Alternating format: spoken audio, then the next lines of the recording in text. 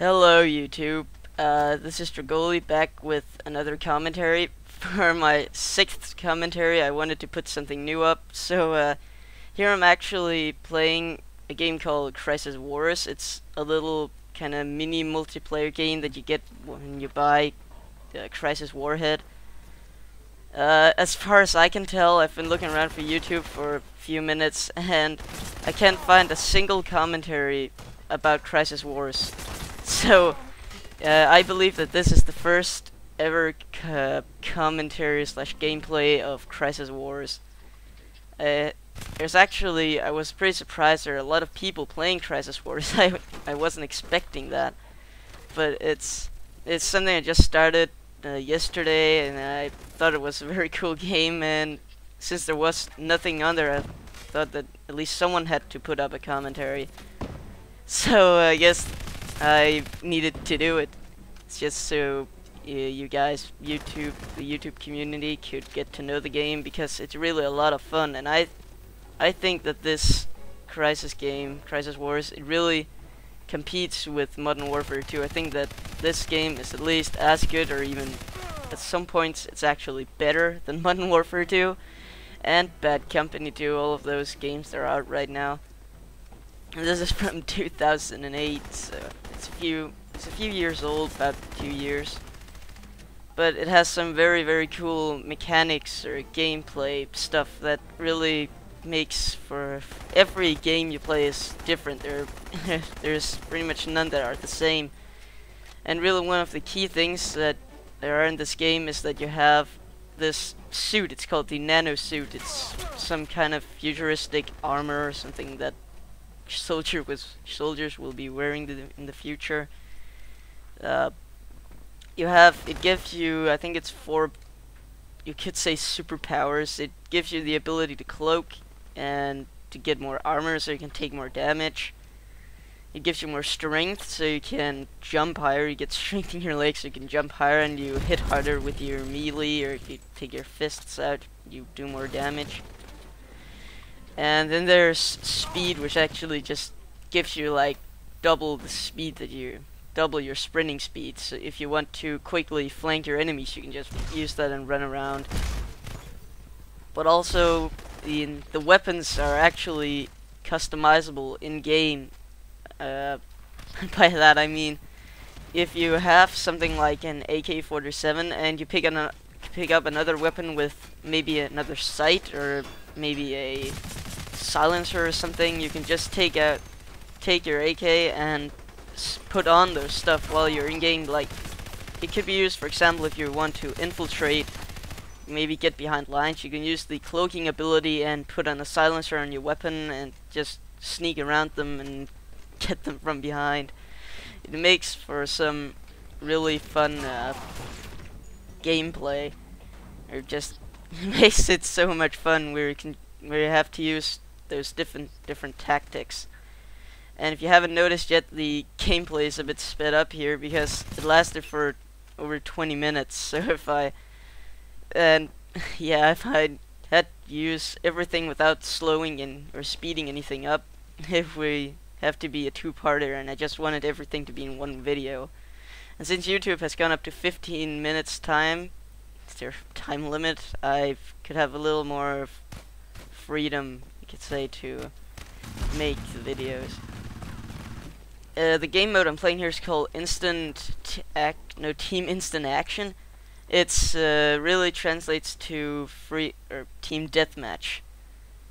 It's where there are two teams. There are I think it's the American and the Korean, and both have nanosuits, and but they look different. That's really the only difference between them, is that they look different. So you have to see if like in Modern Warfare, the teams look different.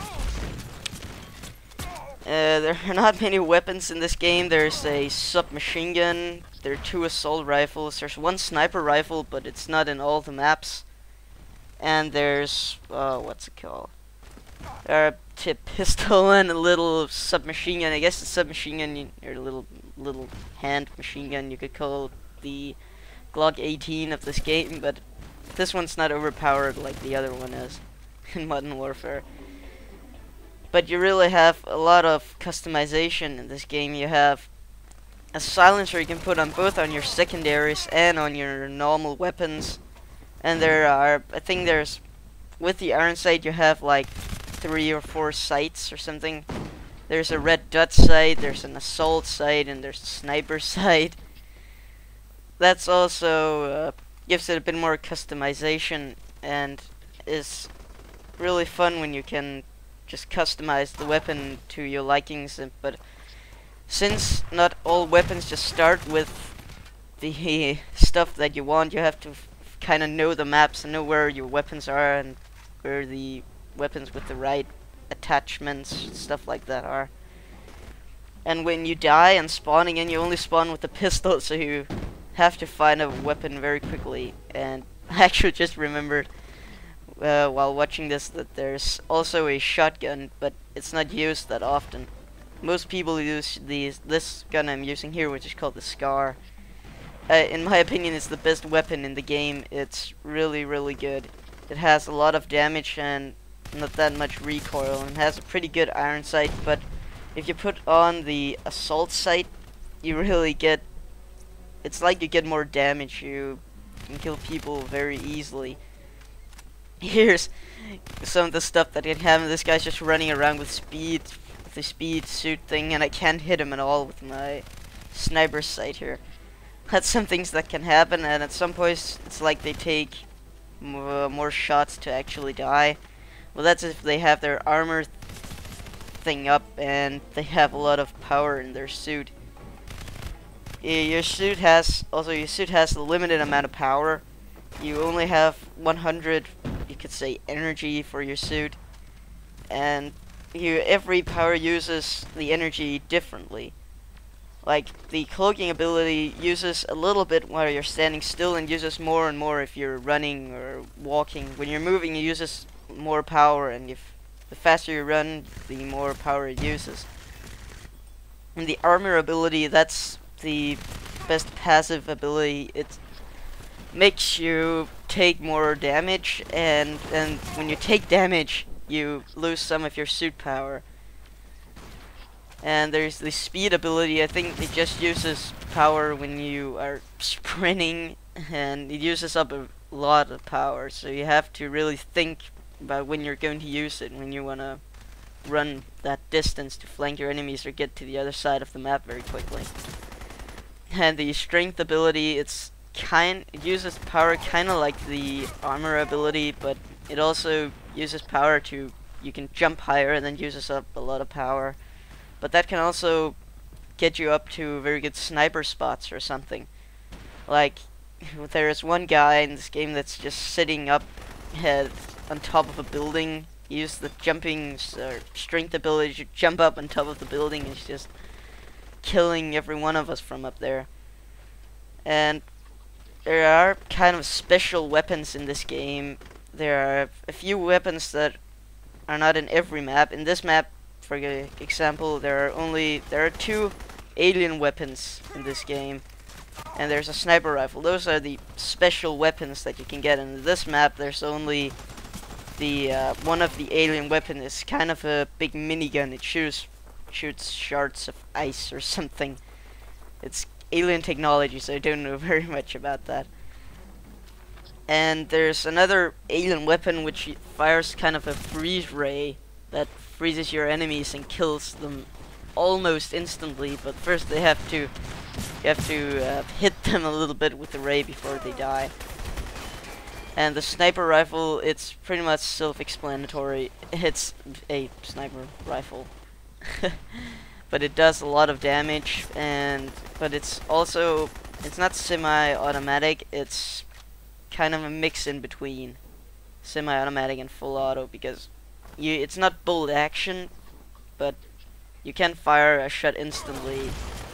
You can't fire a shot instantly after you fire another. So, but this, if you know Crysis, it's a game that came out in 2007, and I think 1 year later, Crysis Warhead came out. And this Crysis Wars is actually, you could say, kind of an expansion to Crysis Warheads. It's a little game you get with Crysis Warhead. and it's only a multiplayer game, so you can't do any single player stuff in this one.